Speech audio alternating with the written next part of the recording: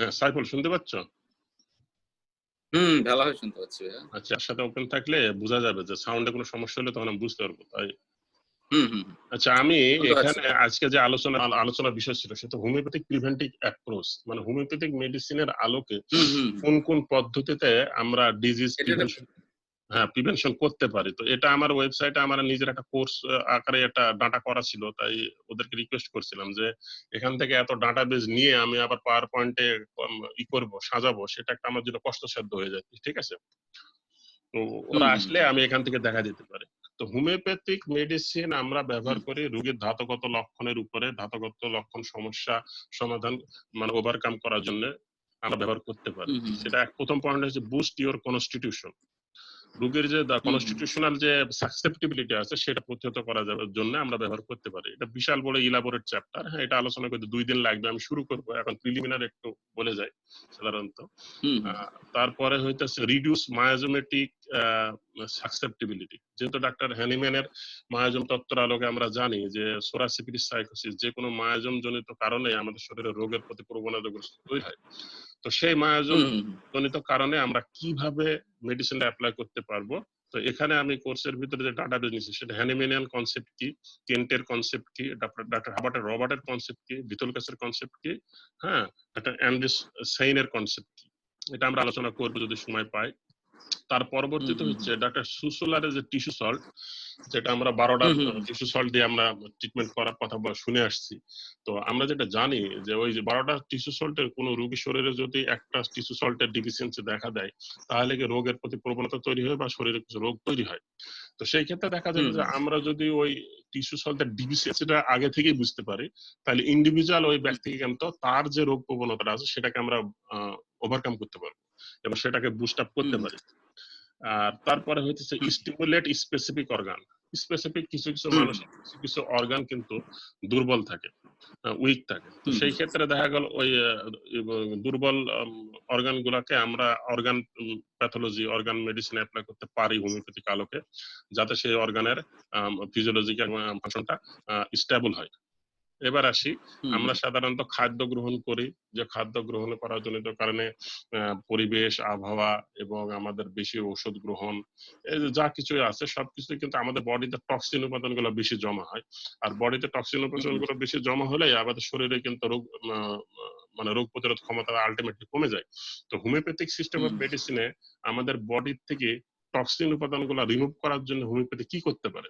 যদি আমি toxin remove করার কোনো তথ্য থাকে তাহলে দেখা গেল যে আলটিমেটলি টক্সিন বডি থেকে রিমুভ হলে আমার রোগী কিন্তু অনেক ক্ষেত্রে ইমিউনি বুস্টিং হয়।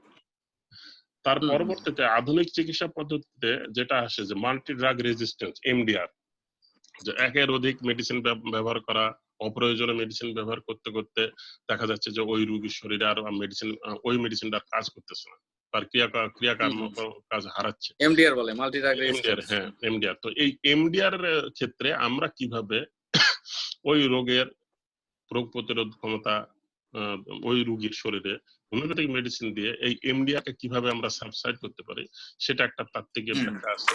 তো আর পরবর্তী হচ্ছে use symptomatic prophylactic in epidemic, যে কোনো এপিডেমিক রোগের ক্ষেত্রে লক্ষণ সাদৃশ্যের আলোকে জেনাস এপিডেমিকাসটা নির্বাচন করে আমরা একটা মেডিসিন সিলেক্ট করব ওই নির্দেশিত এপিডেমিক রোগের জন্য আমরা সেই মেডিসিনটাকে অ্যাপ্লাই করব।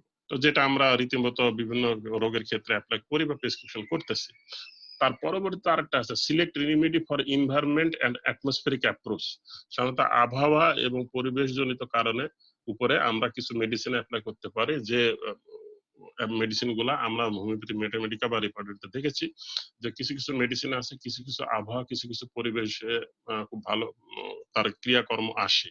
অ্যাজ ফর এক্সাম্পল যেমন ধরো বর্ষাকাল বা রেনি সিজনে সাধারণত রাষ্ট্রস্বের একটা ফেজ চলে আসে। কালকে আমি যে মেডিসিন নিয়ে আলোচনা করছিলাম জেলসিমিয়াম, সেখানে সামার কথাটা ছিল।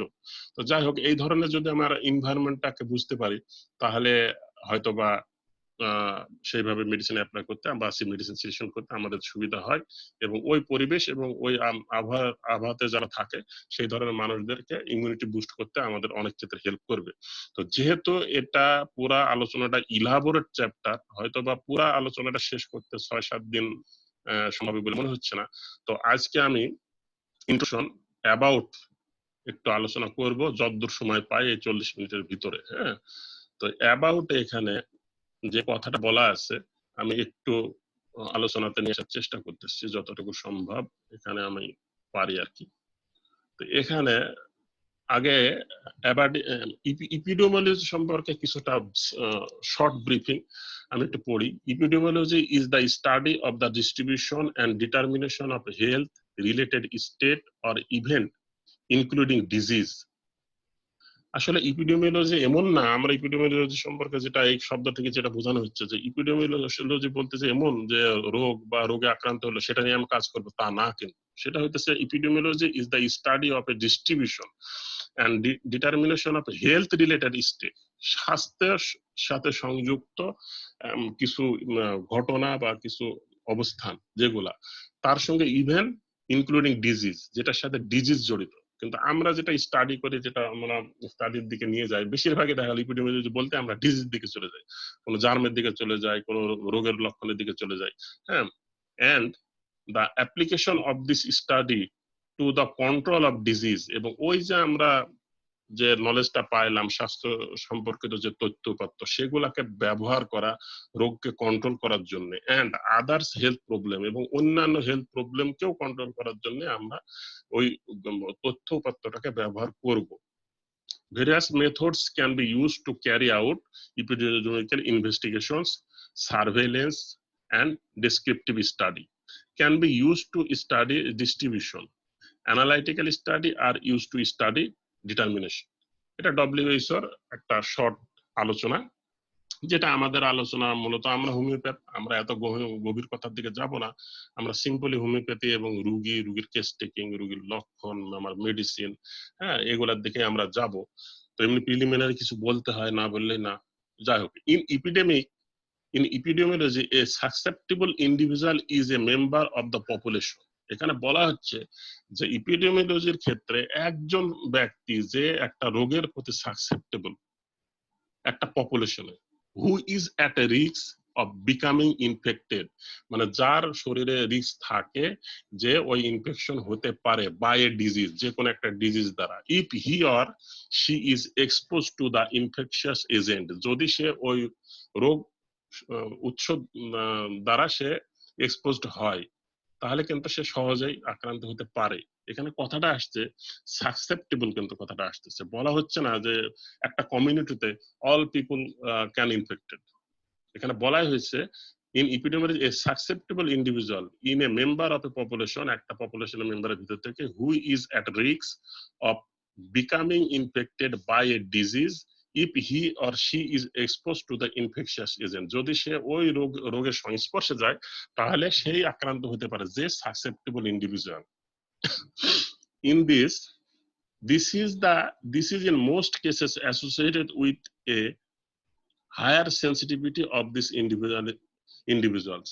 এটা সাধারণত যে রোগীর সেন্সিটিভিটি যত বেশি তাদের ক্ষেত্রে এটা দেখা যায়। To a specific exogenous or endogenous substance or a physical agent, এটা যে কোনো রোগের কথা বলে, যে কোনো এক্সোজেনাস বা এন্ডোজেনাস সাবস্টেন্স এবং কোনো ফিজিক্যাল এজেন্টের ক্ষেত্রে যারা হাইলি সেনসিটিভ পেশেন্ট, যারা সাসেপ্টেবল, তাদের ক্ষেত্রে এটা বেশিরভাগই দেখা যেতে পারে। Difference fundamental and clinical research have been suspected genes, মানে আমরা বিভিন্ন রিসার্চ দেখি, বিভিন্ন ফান্ডামেন্টাল গবেষণার ক্ষেত্রে বিভিন্ন তথ্যপত্র চলে আসে যে এই জীবাণু এই অবস্থায় এইভাবে সংক্রমিত হয়, এইভাবে সংক্রমিত হচ্ছে।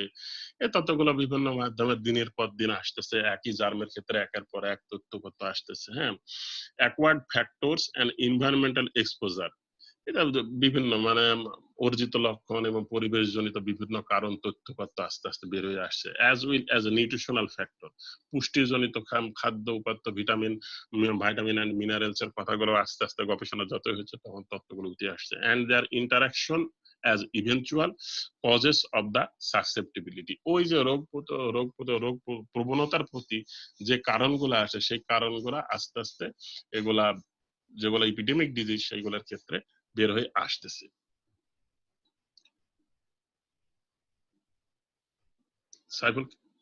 সাইফুল আছো না চলে গেছে?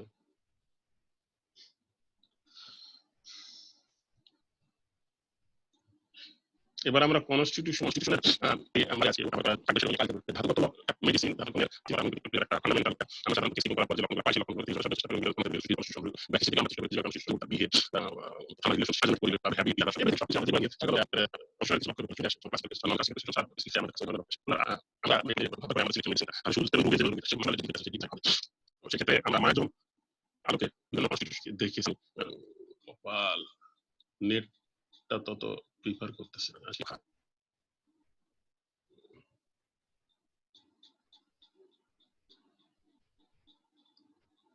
আমার এখানে নেটটা খুবই খারাপ।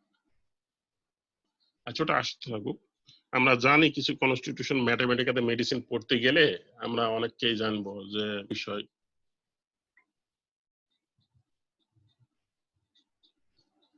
elaborate constitution is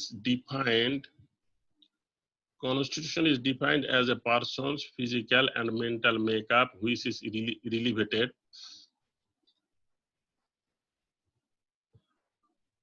Constitution is defined as a person's physical and mental makeup which is related through his physical build. This character, desire, aversion and reaction as well as emotional and intellectual attributes. সাধারণত আমরা যখন case taking যখন করি এই case taking এর ভিতরে এই পয়েন্টগুলো যদি ফুলফিল না করি লক্ষণ কালেক্ট করার ক্ষেত্রে তাহলে কিন্তু আমি ওই রোগীর কনস্টিটিউশনকে অ্যাসিড করতে পারবো না। ক্যারেক্টারিস্টিক্স তার ভিতরে ডিজারের আবার দুইটা পার্ট আছে mental and physical and specific part আর aversion and reaction as well as emotional and intellectual. Every person is born with a certain part of organization which is determined by the gene and the environmental influence during intrauterine life. বলা হচ্ছে প্রতিটা মানুষ যখন তার জন্ম শুরু হয় আর কি ইউটেরাসের ইতে জন্ম হওয়ার সময় তার বডিতে একটা কনস্টিটিউশন অর্গানাইজড হয় যেটা তার পরিবেশ এবং তার জেনেটিক ফ্যাক্টর মাধ্যমে সে ডেভেলপ করে আস্তে আস্তে তা embryo is liable to receive the effect of a various physical and emotional factors on mother. ওই মুহূর্তে ওই মায়ের কাছ থেকে তার পরিবেশ তার এনভায়রনমেন্ট তার ফিজিওলজিক্যাল তার ইমোশনাল কিছু ইফেক্ট কিন্তু ওই বাচ্চা গ্রহণ করে। It develops certain attributes during this stage of life. After 9 months of intrauterine life, it come out with certain attributes and enter the world which has altogether different environment. যখন সে after birth সে কিন্তু আরেকটা একটা পরিবেশে আসে। The first reception as well as the new environment will have a great impact on his constitution. ওই প্রথম যে জন্মের পরবর্তীতে সে যে আরেকটা পরিবেশে আসে ওই মুহূর্তে কিন্তু সে তার পরিবেশের সাথে একটা ব্যালেন্সিং এর একটা অবস্থান নতুন একটা কনস্টিটিউশনাল স্ট্যাটাস তৈরি হয়। In the course of its growth, it's come across the different environment and accordingly modifying its reaction by learning through expression. It's developed certain like and dislike. এই ক্ষেত্রে দেখা গেল এই আধুনিক সমাজে আসার পর মানে জন্মের পর তার এই পরিবেশে আসার পর তার সেন্সিটিভ অর্গান গুলা তার ইমিউনিটি তার স্কিন তার আই তার অডিও ভিজুয়াল সে যে রিসিভ করে পরিবেশটা এই পরিবেশের তারা উদ্দীপনা যে গ্রহণ করে এই উদ্দীপনা গ্রহণ করতে করতে আস্তে আস্তে তার ইমিউনিটিটা ডেভেলপ করে। Certain positive and negative attribute which in due course কিছু কিছু এই ক্ষেত্রে নেগেটিভ এবং পজিটিভ অ্যাট্রিবিউট তার বডি তৈরি হয় become a part of its behavior pattern throughout of his life. A person learn through his personal experience, but this impact of early environment play a great role in the making of his constitution.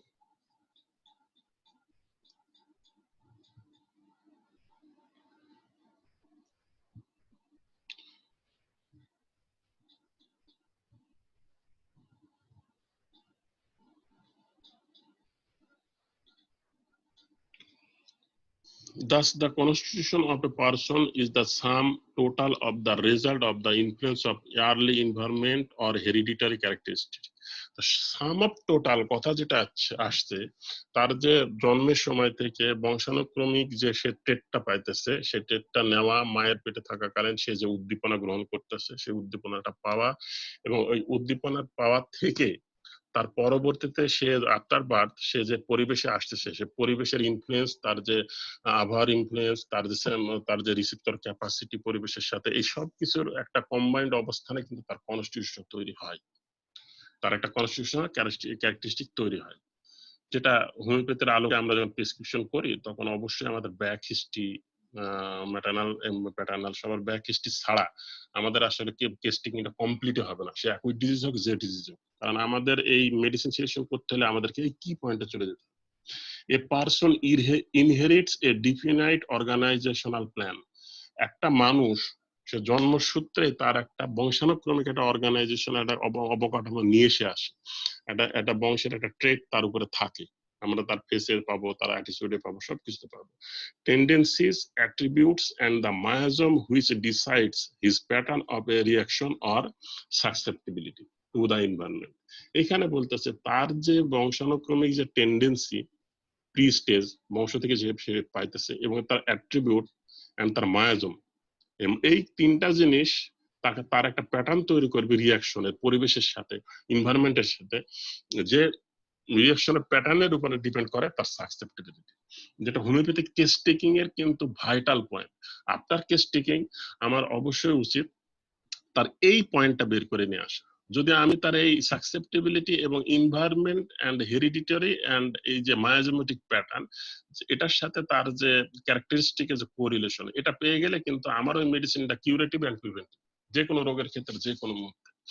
He constantly react and thereby try a state of balance to enjoy the environment. সে যখন আমরা পরিবেশে যখন থাকি, প্রতিটা মুহূর্তে, প্রতিটা সেকেন্ডে আমাদের প্রতিটা কোষ, আমাদের ইমিউনিটি সবসময় পরিবেশের সাথে কিন্তু ব্যালেন্সিং করার চেষ্টা করে, ব্যালেন্সিং করে চেষ্টা করে এনভায়রনমেন্টে একটা ভালো একটা স্টেবল অবস্থান করার চেষ্টা করে, without giving rise any discomfort.